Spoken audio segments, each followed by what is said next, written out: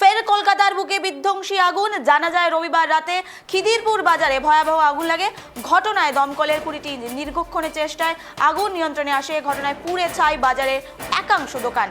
তেলের গোডাউনেও ভূষীভূত হয়েছে বলে এই মধ্যে কিন্তু খবর এসেছে। খিদিরপুর বাজারে অগ্নিকাণ্ডের ঘটনা, দমকলের 20টি ইঞ্জিন ঘটনাস্থলে। ফের একবার কলকাতার বুকে এমন একটি বিধ্বংসী অগ্নিকাণ্ড ঘটনায় কিন্তু পুলিশের ভূমিকা নিয়ে বারবার প্রশ্ন উঠছে। খিদিরপুর বাজার মতো একটি জনবহুল বাজারে যেখানে প্রতিদিন কয়েক হাজার লোকে যাতায়াত, সেই বাজারে এবার অগ্নিকাণ্ড কিন্তু আর্থিক লোকসান ব্যবসায়ীরা, এমনটা কিন্তু ব্যবসায়ীরা বারবার অভিযোগ করছেন যে এবার এই আগুন কি সাধারণ মানুষের পক্ষ কতটা ক্ষতি হতে পারে সেদিকে কিন্তু প্রশ্ন তুলছেন ব্যবসায়ীরা। এবং পাশাপাশি কিন্তু তারা বলছেন যে এই আগুন কি কেউ লাগিয়ে দিয়েছে সে বিষয়ে কিন্তু অভিযোগ তুলছে। এই মুহূর্তে আমাদের সঙ্গে টেলিফোন লাইনে রয়েছে প্রতিনিধি তোতন, তার থেকে জানতে চাইবো তোতন, এবার বারবার কলকাতার বুকে এভাবে ভয়াবহ অগ্নিকাণ্ডের ঘটনায় কিন্তু চাঞ্চল্য ছড়িয়েছে। ইতিমধ্যেই খিদিরপুর বাজারে ফের একবার বিধ্বংসী অগ্নিকাণ্ড, এই বিষয়ে কি আপডেট রয়েছে তোতন?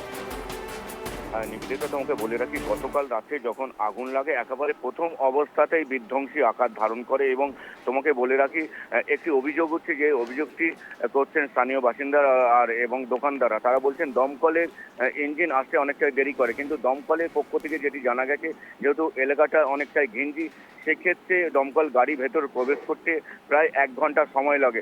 তারপরেই তারা দমকল নিয়ে কাজ চালায়। এবং তোমাকে বলে রাখি, সর্বশেষ আপডেট, ঘটনাস্থলে 22টি দমকলের ইঞ্জিন আসে আগুন নেভানোর কাজ চালায়। এবং প্রায় 1300 দোকান পুড়ে ছাই হয়ে গেছে। এবং সেখানে বিভিন্ন ধরনের দোকান ছিল, সাথে গোডাউনও ছিল। এবং বেশ কিছু গোডাউনে বা দোকানে সেখানে দাহ্য পদার্থ ছিল। সেক্ষেত্রে অগ্নিকাণ্ডের ঘটনা যে ঘটে, বিধ্বংসী আকার ধারণ করে। এবং এই আগুনের লেলিহান শিখা অনেক দূর পর্যন্ত একেবারে ওঠে এবং গোটা এলাকায় কালো ধোঁয়ায় ঢেকে যায়। দমকল কর্মীদের এখনো প্রাথমিক অনুমান যে ইলেকট্রিক শর্ট সার্কিট থেকেই হতে পারে, কিন্তু যেমনটা তুমি জানালে, সেই সমস্ত দোকানদার যাদের দোকান পুড়ে একেবারে ছাই হয়ে গেছে, তারা সর্বশান্ত হয়ে গেছে, তাদের অনুমান এটা কেউ পরিকল্পনা করে আগুন লাগাতে পারে বলে তারা মনে করছেন। এবং সমস্ত বিষয়টি এখনো স্পষ্ট না, যদিও পুলিশের বিরুদ্ধে অভিযোগ উঠেছেন, তারা ঠিকঠাকভাবে সহযোগিতা করেনি। পুলিশ ইতিমধ্যেই তদন্ত শুরু করেছে, আগুন লাগার কারণ জানার চেষ্টা করছে। এবং এখন সম্পূর্ণ আগুন নিয়ন্ত্রণে, 22টি ইঞ্জিনের চেষ্টায় আগুন নিয়ন্ত্রণে। একেবারে তোতন, তুমি যেমনটা বললে ঘিঞ্জি এলাকা ছিল বলে দমকল বাহিনী সেখানে পৌঁছতে পারেনি। আর তো তাহলে তো বলাই যেতে পারে কলকাতার বিভিন্ন এলাকা ঘিঞ্জি এলাকা রয়েছে, তাহলে সেখানে কখনো আগুন লাগলে দমকল কি একই বাহানা দেবে তোতন? একেবারে এই প্রশ্নটাই উঠছে, কারণ এটি দোকানে আগুন লেগেছে, একটি বাজার যেখানে কোনো আবাসন বা যেখানে বসতি থাকবে, সেখানে আগুন লাগলে যদি 1 ঘন্টা বা আধ ঘন্টা দেরিতে বেড়ে, তাহলে তো অনেক ক্ষতি হয়ে যাবে, অনেক মানুষের প্রাণ যাবারও আশঙ্কা থাকতে পারে।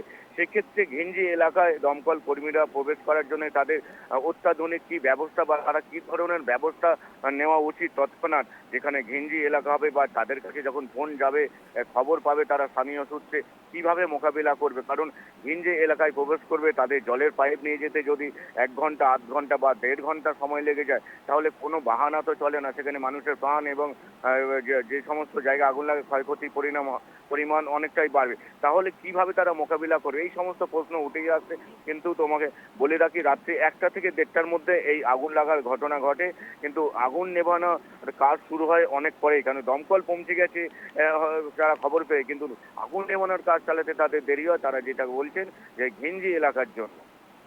একেবারে তোতন, তুমি যে প্রসঙ্গে তুললে কিছুক্ষণ আগেই, যে পরিকল্পনার কিন্তু আভাস আসছে, ব্যবসায়ীরা বারবার প্রশ্ন তুলছে পরিকল্পিতভাবে এই আগুন লাগানো হয়েছে কিনা, সেই বিষয়ে কি পুলিশ ভাবে কোনো তদন্ত করেছে? এবং প্রাথমিক তদন্তে কি জানা যাচ্ছে কোথা থেকে আগুন লাগলো, সেই বিষয়ে কোনো আপডেট রয়েছে তোতন? দেখো, 1300 দোকান, অর্থাৎ 1300 দোকান পুরো ছাই হয়ে গেছে, একেবারে অনেক বড় ব্যাপার। সেখানে পুলিশ তদন্ত শুরু করেছে। প্রাথমিকভাবে তারা দোকানদারদের আশ্বাস দিয়েছেন যে সম্পূর্ণ একেবারে পূর্ণাঙ্গ তদন্ত হবে।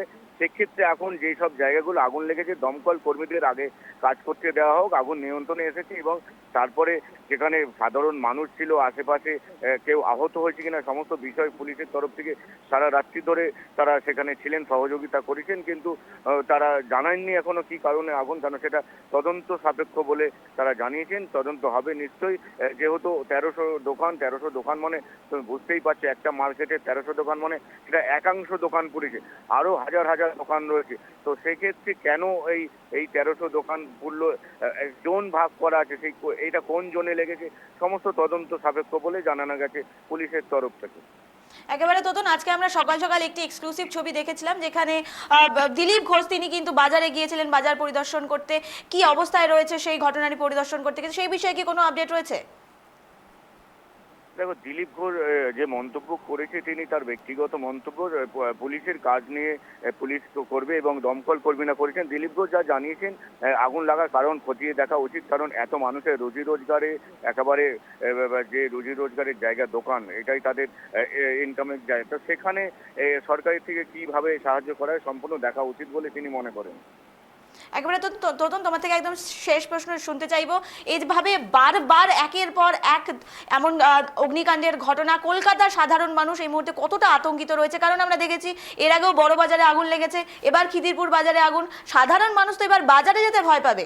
তোতন, একেবারে দেখো, রাতের কলকাতা বিভিন্ন আবাসনে বিভিন্ন বসতি বা এই মার্কেটে আগুন লাগছে। কেন এই আগুন লাগছে? তাহলে তাদের ব্যবস্থা কি থাকছে? রাতে যখন দোকানদাররা দোকান বন্ধ করে চলে যাচ্ছে, তাহলে নিরাপত্তা কি থাকছে? এবং অনেক দোকানে কর্মচারীরা রাতে ঘুমায়, তারা পাহারা দেওয়ার জন্য সেটি তার নির্দিষ্ট একটি দোকানে। তাহলে নিরাপত্তা দোকানদার যে দোকানে যে ব্যবসায়ী সমিতি আছে তারা কিভাবে নিচ্ছেন এবং প্রশাসন কিভাবে এই নিরাপত্তাগুলো তাদের দিচ্ছে, এই সমস্ত বিষয় খতিয়ে দেখা উচিত বলে মনে করছেন দোকানদাররা। কারণ তারা সর্বশান্ত হয়েছে।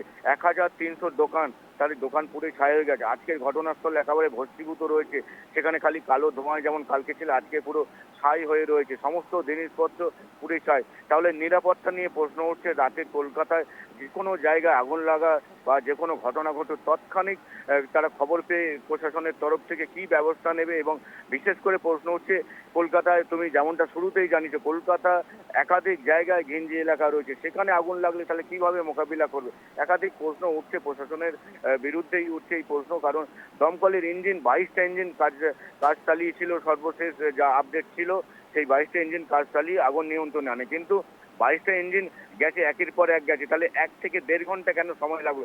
ঘিঞ্জি এলাকা বলে দমকল দাঁড়িয়ে থাকবে? তার পরিকল্পনা হওয়া উচিত। তাদের যে হোর্স পাইপ সেটা অনেক লং হওয়া উচিত, যাতে যেখানেই গাড়ি থেমে যাবে সেখান থেকেই তারা কাজ চালাতে পারে।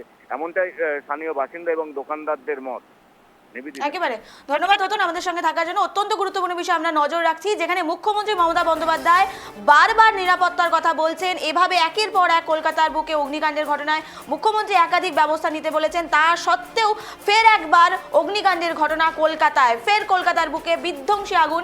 জানা যায় রবিবার রাতে খিদিরপুর বাজারে ভয়াবহ অগ্নিকাণ্ডের ঘটনা ঘটে এবং দমকলের 20টি ইঞ্জিন সেখানে পৌঁছায়। দীর্ঘক্ষণের চেষ্টায় আগুন নিয়ন্ত্রণে আনে, পুড়ে ছাই একাধিক দোকান। ঘটনায় পুড়ে গেছে বাজারের একাংশ, তেলের গোডাউনেও আগুন লেগেছে বলে জানা যায়। অত্যন্ত গুরুত্বপূর্ণ খবরের দিকে আমরা নজর রাখছি। পুলিশের ভূমিকা এবং দমকলের ভূমিকা নিয়ে কিন্তু প্রশ্ন উঠছে। সেখানে দমকলের পক্ষ থেকে বলা হচ্ছে যে ঘিঞ্জি এলাকা ছিল বলে তারা দমকল সেখানে পৌঁছতে সময় লেগেছে, অথচ 1.5 ঘন্টা থেকে সেই অগ্নিকাণ্ড চলেছে, দমকলের একটি ইঞ্জিনও সেখানে যায়নি। ইতিমধ্যেই যে মুখ্যমন্ত্রী মমতা বন্দ্যোপাধ্যায় নির্দেশ দিয়েছেন, সেই নির্দেশ কি তাহলে তোয়াক্কা করা হচ্ছে? এ বিষয়ে কিন্তু বারবার প্রশ্ন উঠছে। দমকলের 20টি ইঞ্জিন পৌঁছেছে, তারপরে কিন্তু ধীরে ধীরে নিয়ন্ত্রণে এসেছে পুরো ঘটনা। তবে যে প্রশ্ন তুলছেন ব্যবসায়ীরা, 1.5 ঘন্টা ধরে কোনো পুলিশ প্রশাসন সেখানে আসেনি, 1.5 ঘন্টা ধরে সেখানে কোনো দমকলের ইঞ্জিন আসেনি। এই ঘিঞ্জি এলাকার বাহানা দেওয়া হচ্ছে বলে বারবার প্রশ্ন তুলছেন, অভিযোগ তুলছেন ব্যবসায়ীরা। একাধিক দোকান পুড়ে ছাই হয়ে গিয়েছে, প্রায় 1300টি দোকান কিন্তু পুড়ে ছাই হয়েছে বলে সূত্রের খবর আমরা জানতে পারছি। তেলের গোডাউনেও অগ্নিকাণ্ডের ঘটনা ঘটে এবং ভূষীভূত হয়ে গেছে বলে, আরও বেশি আগুন লেগেছে বলে এমনটাই কিন্তু ইতিমধ্যেই জানা যাচ্ছে।